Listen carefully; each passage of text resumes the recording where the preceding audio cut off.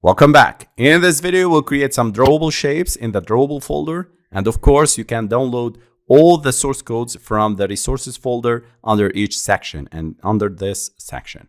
So I'll create a new drawable resource file. I'll name it as left_node_bg. I'll change it from selector to shape. And here I'll create a solid Android color. I'll use this color and I'll create a stroke width. I'll create a corner and padding. These are attributes for this shape.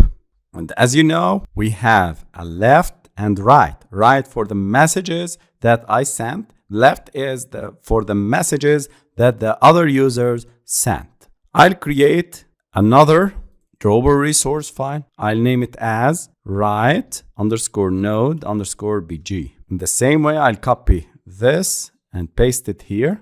I'll change the color 495089 and I'll remove the stroke. This is for the right node. Then I need to copy these drawables. These are purple and gray triangles. Copy them to the drawable folder. You can download them from the resources folder under this section. This is the gray node and this is the purple node.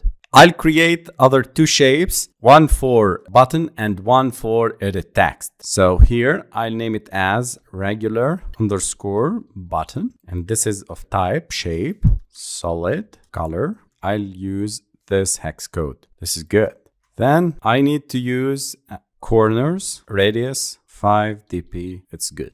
Then I need to create another shape for the edit text. I'll name it as edit text rounded. The same way, I'll change it to shape and I'll copy these to here and I'll change this to color white. And here we go. These are our shapes that we'll use in our layout.